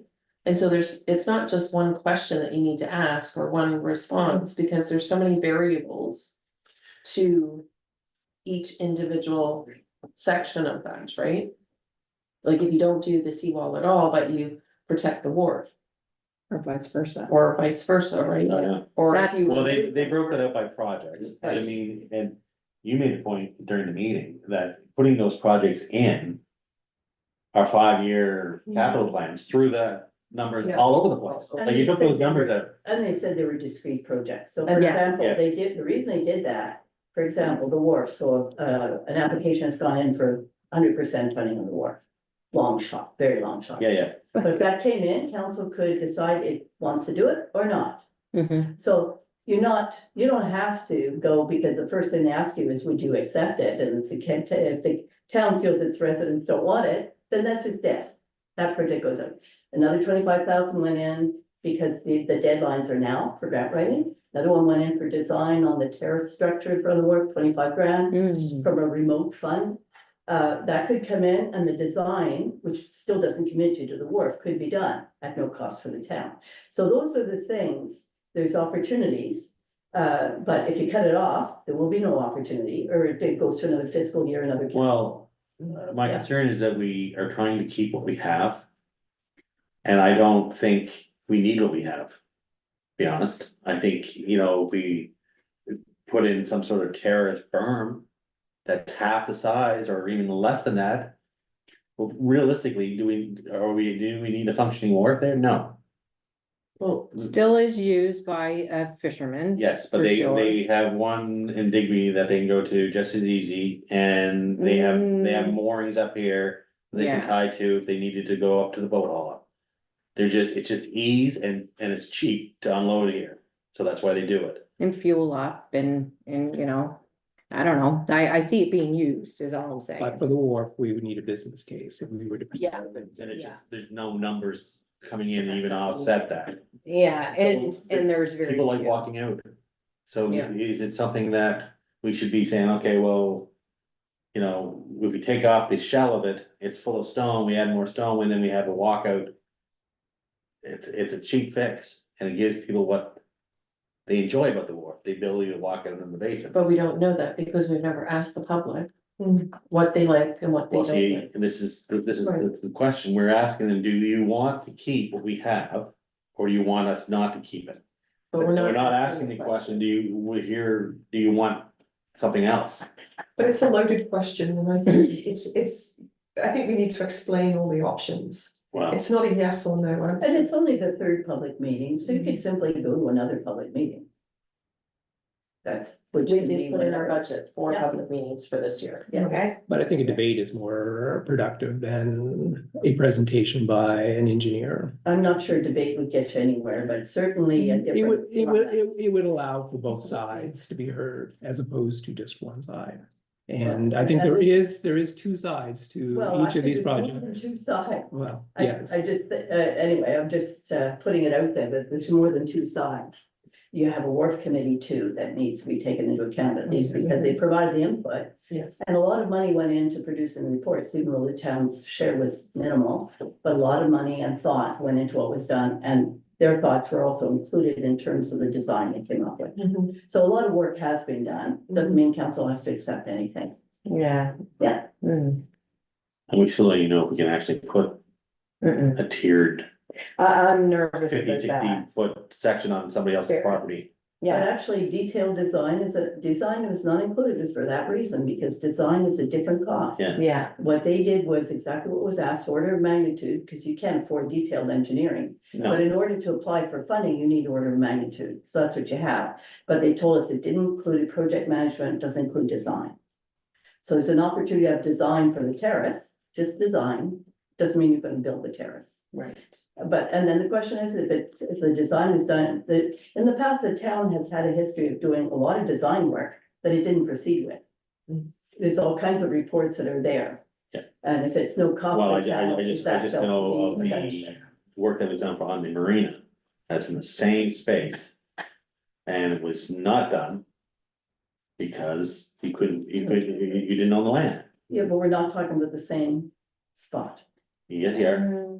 No, That land against the side of the wharf Well- is owned by an individual property owner in just town, on that one side? on that front side. Oh, that's something I'll have. Low water deeds all the way down. That's where the marine was supposed to go. That was stopped. No, the last marina, because I worked on that grant application, was down further, was right in front of the property that was previously owned by Corinne. Yes, but their property lines go in, Behind- it goes right, Very. right to the wharf. Like goes behind Holly. Yeah. And at the end, there was no issue for her, but again, you'd have to check with the current property owner. Well, Yeah. we had lunch with her. we had lunch with her and then she was in agreement until the day we were gonna announce the wharf. And the marina and the boardwalk, and she said no that day. And she was uncomfortable with it and it was pulled off, And she's no longer the owner. and there's a new owner, but Yeah. again. Yeah, but those are all things that are included in the process, permitting, permissions. Yeah, well, it's, You don't have to decide today, No. I mean, it's. No, no, I I still think- think survey Just is, wanted to know what, The after the feedback. meeting, what are next steps for staff? nah, good question. I don't, Yeah, they all go in. We'll On want- our watermark, yeah. It's the end of May, we have June, July, August, we don't meet, and then September, we're In election mode, in election mode. Yeah, So so staff don't have to do anything. For this. I think you'll have plenty of work to do Yeah. on other things. so. well, I guess the question is, is there, what's the biggest thing about, do we do another public meeting? Yes, I think, We're not gonna bring in those guys again. No. We have the data that they presented, we have that presentation. I still think a survey reaches more people with just some questions and then we could look at them. I would sit on that committee as far as gathering the information and just having a look at what people really want. Like, But not all of them can make it to every public meeting and some of them maybe can't physically make it or maybe just have other obligations, And it but doesn't have to be ruled as definitive. no, this is just. Let me answer this question, if I wanted the seawall and you didn't, Then I would get mine. well, that goes without saying. I'm kidding. What's your question? but I'm up. They're in the town, Yeah, so you don't need one. I don't need a seawall, but I'm like, oh, that's a great idea, I think we should have a seawall, and you're like. That's why it's up to council to make the decision. Well, don't But I you- would like to know that the majority of people. That's what But- I'm saying. Don't you think we But should it's get a majority of how people feel? But that could happen during the election campaign. Yeah. Actually, a you could- survey was proposed last time. Yeah. Yeah, And, You got it wrong. down. and the majority. of well, I think a council were- referendum is. The majority of council were in Once. favor of considering a survey. We decided to do another way. But you now have the opportunity. We've done 3 public meetings. We could do a survey. The point It's is, simple. who is opposed to doing a survey? That might be the simplest way to Yeah. resolve it. Who's opposed to a survey? I'm opposed to a survey. Okay, anybody else opposed to a survey? I So- think it doesn't meet the objective that you think. A survey is difficult to word for one thing. These are complicated issues that cannot be answered by a survey. It's like, okay, do you want to rehabilitate the wharf? It's gonna cost $2 million, $3 million, whatever. People say, okay, sure, but wait, that means we can't pave Upper St. George Street, as the engineer told us, because that's not in the budget. then people may be like, well, maybe I don't want to spend $3 million on the wharf because I really want Upper St. George Street paved. Cause that's where you live. And And you it's might good for want a seawall business. Down here, because and you live down here. Well, more people are gonna make And use of don't our care. streets, they're gonna make use of, So- of a wharf. It's all very complicated. It's very. And It it is very doesn't, a complicated. simple survey will not give us those answers that we need. Well, to that's make your opinion, decisions. that's your opinion. It is, yeah. Yeah, and. I mean, Yeah. I guess it's no different than doing another public meeting, it's just gonna give us another data point Yeah. to look at. But polls, right, there is, I don't know, what kind of questions you would ask. Actually, when we did the strategic plan, and Paul believes it was unscientific, but it was extremely helpful in terms of letting us know what people thought on different subjects. Mhm. And there was a lot of stuff that came in, all unsolicited. But we started with a document, we didn't start cold, we started with a document that people could react to, and it got changed, it got added to. So I don't see this as more complicated than just doing that. And counselors summarized the data, brought it back to council, but in the end, council made the decision about what they were gonna do. Yeah, It doesn't have to bind this council, we can just make the decision that we're gonna do the survey, get whatever information a report has done, and then it's. Are we proceeding on making any decisions on this as a council between now and September? If we decide not to, or if we decide it's not appropriate, we simply don't. We I just do like it, I do like having it out in the public eye. Because you're right, it'll be an election issue in the It sense of, should be. Yeah, you know, it should be conversations that, but it'd be nice to have a conversation with somebody that's like. What's seawall? yeah. What do you mean the wharf isn't got holes in it? but Like, it's like. I mean, we all know that, and we think it's pretty prominent, but so many people showed up. So obviously, there's another 430 that didn't show up for it. Well, 25 first meeting, 25 second meeting, 70, and you're right, not everything was discussed at every meeting, not the same people. Right. Okay, Holly, Paul. Paula. I think that we've got short-term goals and long-term goals. So our short-term goals is infrastructure, sewer treatment plant, paving roads, those kinds of things. I know there's some lift stations that need to be replaced.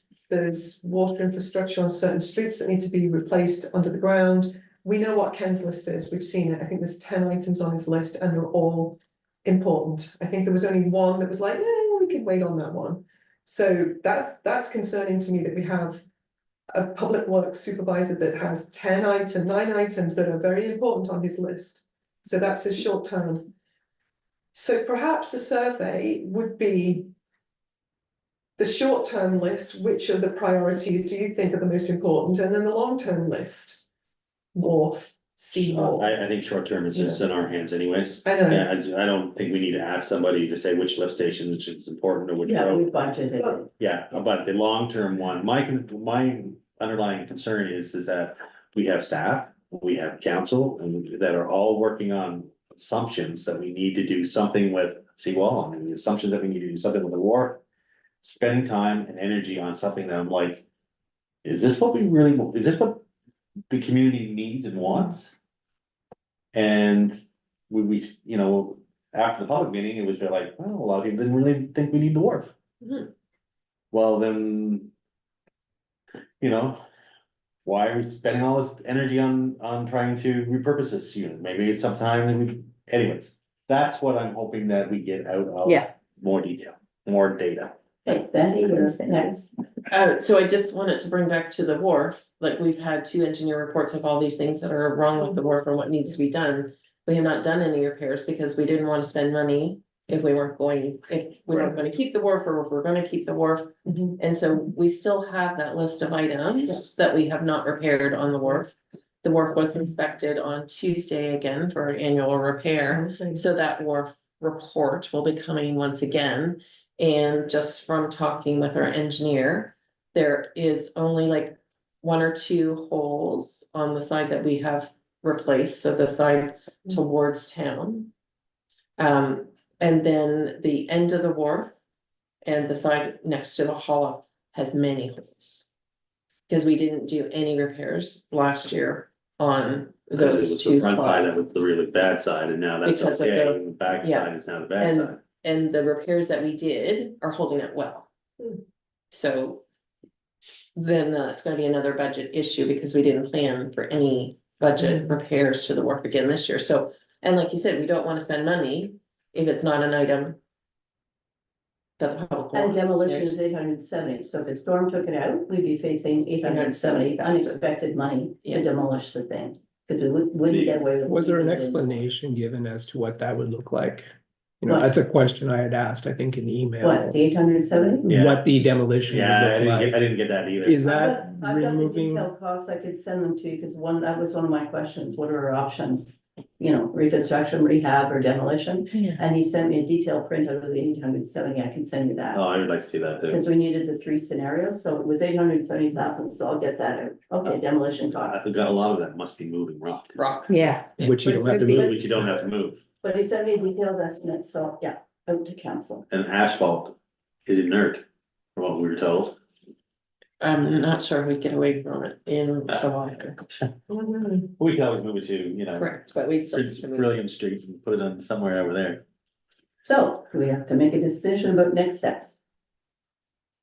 And maybe it's a single question, keep the wharf or don't keep the wharf, there you go, that would be a simple survey question, Yeah, you that know, would be like, short and sweet. because you could describe the Yeah. various scenarios. You'd have to say, this is what it's gonna cost to.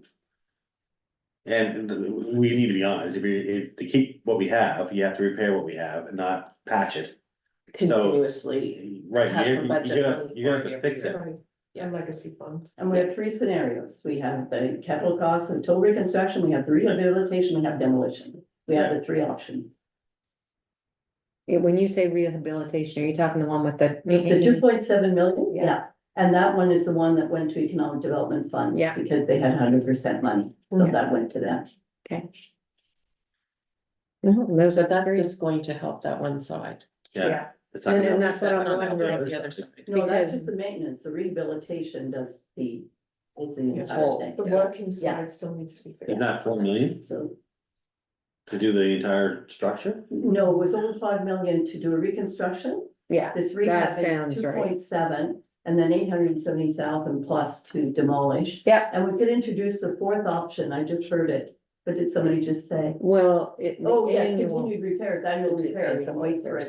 But annual patch ups Yeah. aren't gonna No, but withstand for long. we could put that in, here are the Yeah. annual But there's costs of another, maintenance, yeah. yeah. Because they said to us 3 years ago or 2 years ago, it was only 5 years, 5 years. 5 5 years. 7. Yeah, and so it's probably still another And 5. this is the other question is, okay, so we do all this work and how long does it last? 10 years, 20 years?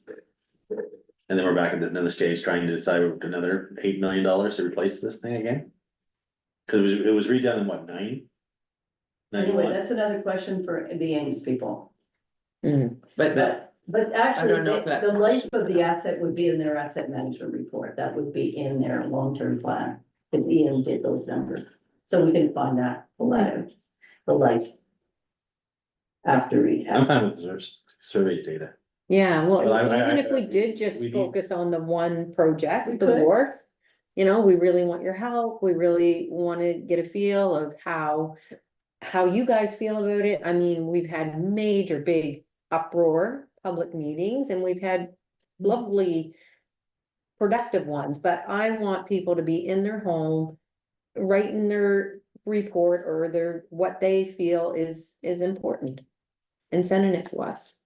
And if 70 people vote and 50 of them say, yes, I'd like to see the wharf continue, Mhm. does that mean this council then approves No. they're $4 two million? separate things. They're two separate- No, You we- can't hide behind a survey, in the end, it's council's decision. Right, Just But gives it us a would be better feel. to make an informed decision, But- because we're making decisions on behalf of ratepayers. Yeah, Like, to me, it's pretty straightforward, if we don't ask, and yes, staff have gone bent over backwards to get people out of meetings.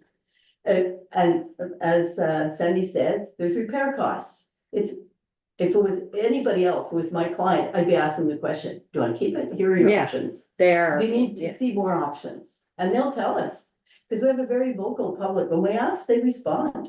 They responded really well to the survey. There's literally no harm in asking, There's none, there's no downside. A little to bit the extra council, work. No, and I can help with Ah. that. We're not gonna do this thing on Facebook.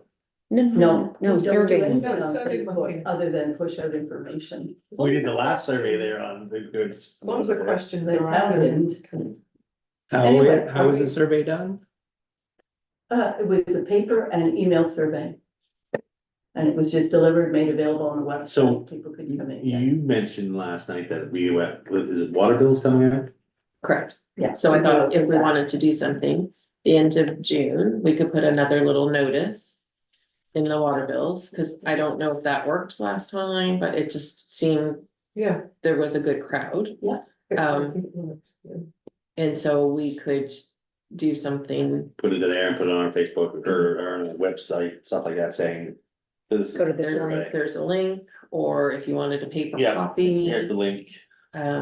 We would put it in the newsletter that we're doing a survey, we would put it on the website.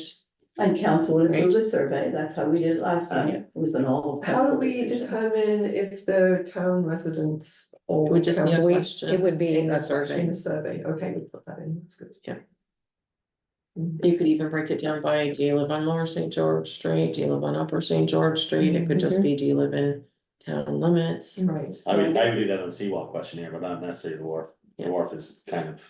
It's a parking lot. Yeah. Do you need a park or not, parking lot? Shouldn't say that. So some kind of survey, can we at least agree on that? Yeah, I think that's- And then leave it Yeah. to staff to come back with suggestions based on the feedback, okay? All right, I don't think we need a motion for that, good. On the public meeting, I just had a few comments, we could not see the screens, we just couldn't. I agree, it was a great meeting, couldn't see the screens, couldn't hear any of the speakers other than the presenters. So if we did this again, we'd need a presenter mic, or speaker mic for questions. Mm, Warn people that they have to be more concise in their questions, because one person went on for way too long.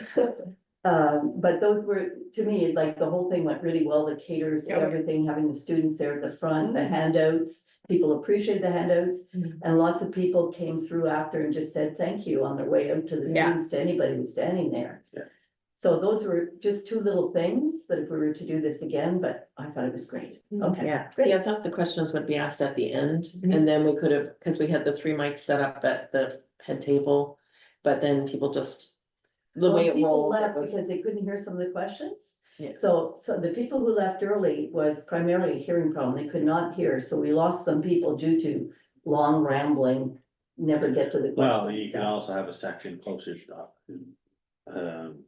Allocated for people Yes, to with come, hearing yeah, issues. yeah. sitting I in think front. the engineers needed a little bit of a debriefing, maybe in the beginning, to say, just push through with your presentation and try and save questions till the end, but they were encouraging questions. They and were, that's where they were. Well, And it went well. I think it, I and like that sometimes better. you have to ask questions when you're hearing Where the you're hearing it, information, right? yes. Because you When you're forget. engaging with that crowd, you want that engagement. We almost need a remote microphone, a cordless one that just gets handed around. Well, they could have had a spot Somebody right in. beside of the edge that one mic could have been there, people could have went up and asked questions. Yeah. But I thought. it was Lesson learned. great. It was great, it was Yeah, absolutely great. good space Okay, to have it. Good. Most of the staff were organizing. Yes. And the And I'm LinkedIn. sorry, in my remarks, I did not mention the staff because I should have thanked the CAO who spent all this time on this. I should have thanked the director of finance and also Ken. Mhm. And Yeah. Peter, And well, We missed yes, the- yes, I thanking the missed the caterer. caterer. So I missed 4 people. I apologize. and I'll Caterer make up for it was? in the town crier. Brown Okay. dog. Brown Dog did a great job for the catering. But I did talk to her personally after and thank her because I said it made a difference. It made Yeah, everything go well. Cookies always make a A difference. cookie and a coffee and. I'm in. felt welcome. Yeah. Okay, moving on to recommendations from committee of the whole. We'll start and go around the table. Do I need to get my reports up because, oh, sorry, recommendations, go ahead. The council approved to repeal the listing and links policy 2017-02 dated February the 21st, 2017. I'll second that. Ready for the question? All in favor? Aye. Aye, motion carried. Okay, I move that council approve the evening sponsorship policy 2024-06 dated April 2024. I'll second. Ready for the question? All in favor? Aye. Aye. Motion carried. Okay, I move that council approve the write-off roll of number 000923998 and roll number 04997409 interim taxes in the amounts of $680.85 and $3,244.80 respectively for the town of Annapolis Royal for the town-owned properties. And for the secretary, role is Roella, right? Is that correct? Yes. Roella, Yeah. thank you. Do we have a seconder? I will second that. I don't know, can I have that reread? You ready for the question? Ready for the question? All in favor? Aye, motion Yeah, there carried. was no way you were going. I'm like, I'm gonna get that. It's here. You have my mayor's report. Yep. Let's move on to chief administrative officer, tab 10. Got that report? No report. Was there any questions? Question, could you please clarify the public works is ramping up quickly? Ken's plans to do some smoke testing in the parking lots. Smoke testing. Yes, so that's where you drop smoke bombs into the catch basins to see where the water's going. So right now we have a lot of rainwater that's infiltrating into the sewer system, and we're trying to remove as much rainwater out of the sewer system for the lift station at Home Margaret. So you can either do a dye test or a smoke test. The dye test, you need water and rain, and it doesn't seem to have been raining for the last 2 weeks. So we might do the smoke test instead. And there was one other question. I was going to ask you tonight about the painting of the street markings. But I actually ran into Ken this afternoon and I asked him the question, and his response was they have started the work.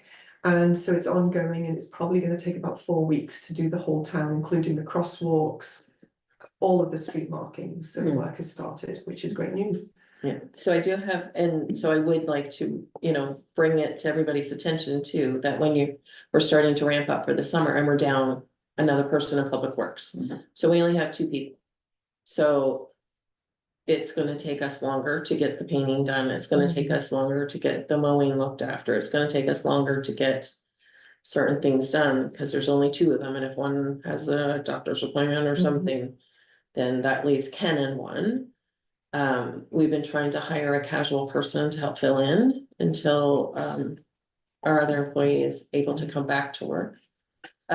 So it's gonna be the same as last year. We're gonna get behind the ball on getting ready for the summer again. But I just want you to remember that when people start coming to you and saying, oh, the lawns haven't been done yet, so we are still Trying. short in Public Works.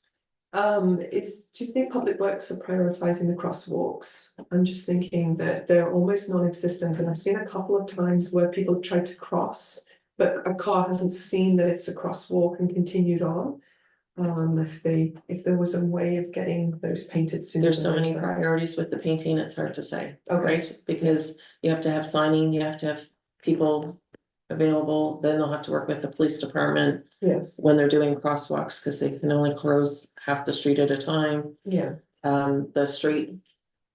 The street lights is a priority, trying to get that done. They might have to come in at, 6 o'clock in the morning to work on those ones with overtime costs and different things, but they also can't paint in the morning if it's still wet It's and too damp cold, yes. and too cold. So that's where all of these things come into effect, right? From a liability point of view, how does that work with a designated crosswalk where the Shouldn't be- posts, shouldn't be but an there's no issue. paint? No? Cause it's in process. Yeah. It's not like we're not aware of it, we're in process and they'll get to them as they can get to them, right? And we have all the signage, right? Yes. Crosswalk signage. Okay, that's good to know. And the same with that crosswalk, across the trail at Prince Albert Road. Right. That's another priority we've been waiting on, but we have to paint the white lines first before we can put the signs up, because the white lines make it a crosswalk. Add the new one, Yes. and so that's been ready to go for weeks too, but with 2 staff members, Yeah, hard to do. and they're looking to hire a summer student as well. I saw there was an advertisement. Is No, that right for Public Works? that's for the summer events. Oh, okay, I thought it was Public Works. Public Works hire a casual person. not a plumber, Casual report, yeah. they Right, can. it's casual. Just casual, so. Okay. Oh, good, okay. And get this us is the through. paragraph after that, the Annapolis County Intermunicipal Working Group. Asked to have units to a joint committee that referred to healthcare, not police, just in case anybody was wondering. Okay, yeah, that's it. Any other questions for the CAO's report? No, you've been busy. Yes, very, she has. Planning report. You have it in front of you. We didn't get any questions, no questions about the Annapolis Rural Fire Report, water reports, everything absent. We move on to the pool report. It's Anything in, to add? no, it's in, Okay, good. I've submitted mine. And then we move to the next tab, the pool report, no, we got the pool report, sorry. The next tab. Oh, water report? Did we do that? Marketing. Marketing, yeah, I sent it late. Did you guys get it? We were traveling all day, sorry. Okay, No. okay, I can go and have a look at it. And the times.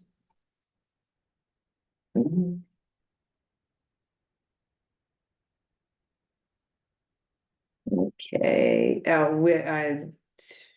we met on the 9th.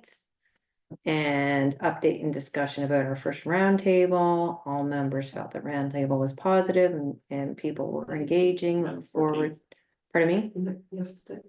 Well, we did, yes, we did. I was doing the April one. Cause I wasn't to council at the last one.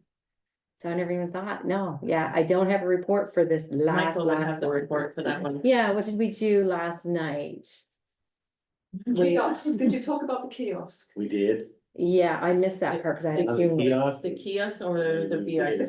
VIC kiosk. Both No, I idea, missed. Idea. Complete, yeah, there's Okay. two the separate VIC, things, okay. yeah. Go ahead, Mike. Well, we did talk about VIC and it was something that wasn't, yeah, I guess the other one. It wasn't something that the medic thought they should be involved or in taking it over at all. The kiosk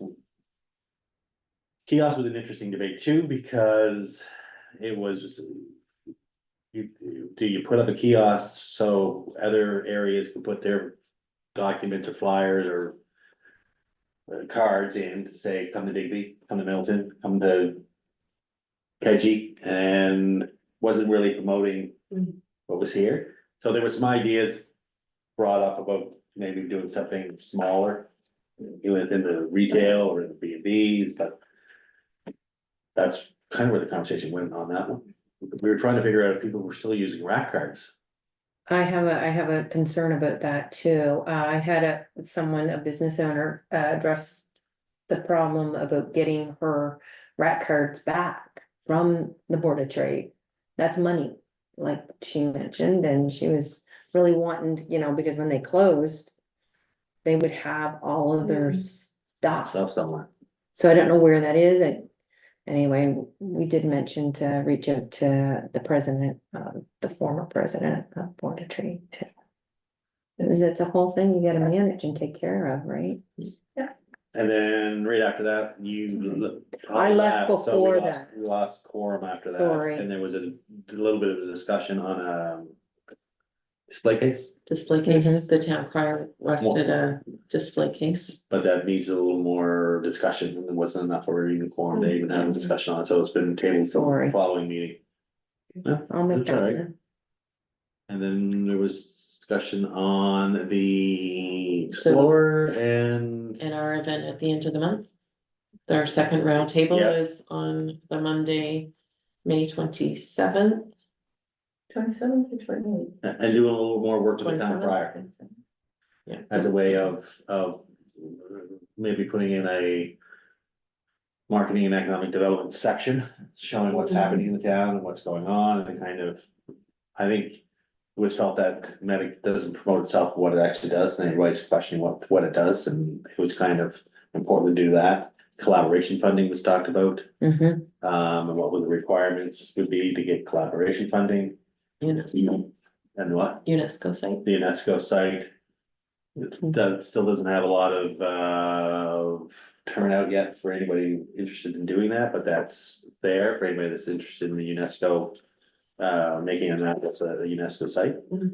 So they're gonna do a little more work and try to get some more volunteers to come up for that, but they really haven't had anybody yet show up for And our next round table, it at the end of the month. 27th, yeah, At the Legion. and we have presenters coming. Yeah. Yeah. We have the historic gardens and 10 minutes Natal each, Day, there's six of them coming, 10 minutes each, 5 minutes, 5 minutes of Ted questions. from Fort Anne, Port Anne, the gardens, Historic Society, Okay. Arcac, Arcat, Natal Nail Day. Day. So it should be good. Yeah, Okay, board police report, Counselor Sanford, we haven't met. We will not meet until June, all right. Planning and Heritage Advisory Committee, cancelled. okay, So. easy. Thank you. You have my report, library report is Counselor Weir. The Naples Valley Regional Library Board met on April 8th in Berwick. Topics of conversation included the outside sourcing of financial services of the board. That's a cost-saving move that has been approved. And there was also a lengthy discussion on the financial compensation given to the CEO. She had signed a 2-year contract last January of 2023, which stipulated a certain salary for this year, and she had requested that that be significantly increased. Which was approved by the board. Okay. The next meeting will be on June 20th, which will be the AGM. Thank you. Okay. Traffic flow, also Counselor Weir. We didn't meet. Easy. Okay. IMSA board, it shouldn't be my name, it should be Deputy Mayor Michael Tompkins. Yes, I had a lovely Pleasure. meeting today. It was my pleasure to be there today. Thank The you. 2 items that really came up was they passed the, I guess it's the 5-year contract for trucking, which went to EFR. Yeah. And I guess basically both were very similar, both were worked out for pricing. They approved it today, and the other thing that came up was only that they were doing a survey of Middleton, Annapolis, and maybe Kingston yard waste facilities. Middleton kind of gave it a little bit of description of theirs, but So I just. filled the contact. they're gonna, the lady's gonna reach out to you to talk about ours. Great. So, Okay, Environment Advisory Committee, My reports have all been received and they're in the package. thank you. Academy County Board, Condo Board, same thing. Mhm. Friends of Indianapolis Pool, Same thing. same thing. Accessibility Committee, we're still waiting for members, so that's not moving. So you're down a member or two? Down Three. three, yeah. I've approached one person, still have not heard back. Okay, that brings us to correspondence. You have concerns expressed at tab 14. And I guess those have been referred on to, Public Works, yeah, just bringing them to your attention though, and to remind you once again, paving cannot be done until the company's open, which is usually not until June. So even though our streets are the way they are, there's not much we can do about it until the contract. We do have some numbers for you to look at later. The crosswalks are the same, we talked about that earlier. The painting has been on the schedule for the last week or so, and they're trying to get it to it as soon as they can. And the VIC, of course, was not a responsibility of the town. And unfortunately, there isn't one this year, so.